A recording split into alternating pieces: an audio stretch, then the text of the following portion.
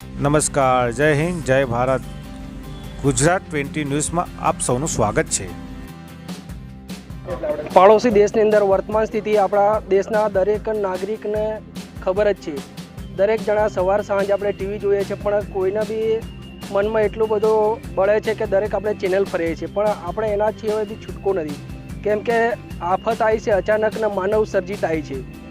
બાંગ્લાદેશની કટ્ટરપંથી મુસ્લિમ સરકાર આપણા જે હિન્દુ ભાઈઓ છે એમની ઉપર ખૂબ અત્યાચાર કર્યા છે. બેન દીકરીઓની લાજ લૂંટી છે, ઘરો સળગાવી દીધા છે અને એટલો બધો અત્યાચાર કર્યો છે કે આપણાથી જોવાય નહીં ને સંભળાય નહીં.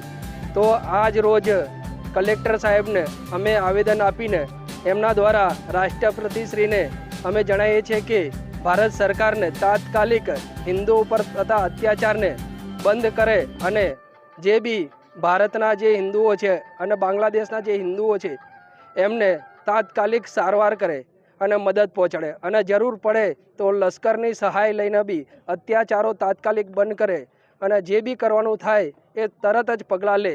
અમે જો સરકાર આ નહીં કરે તો ભારતના જે હિન્દુઓ સમાજ છે એ પોતે પણ ભારતની હદ છોડીને પણ હિન્દુઓના રક્ષણ માટે પોતે શસ્ત્રો ઉપાડશે અને એમના અત્યાચારો અટકાવવાની પૂરેપૂરી કોશિશ કરશે. આથી આજ રોજ અમે આવેદન આપીને અત્યાચાર જે બાંગ્લાદેશમાં હિન્દુઓ પર થઈ રહ્યા છે એના સખત શબ્દોમાં વખોડીએ છીએ અને કલેક્ટરશ્રીને આ માટે તાત્કાલિક રાષ્ટ્રપતિને જાણ કરી અને ભારત સરકાર 24 કલાકની અંદર પગલાં લે અને અત્યાચાર બંધ કરે એના માટે આજે અમે આવેદનપત્ર આપ્યું છે.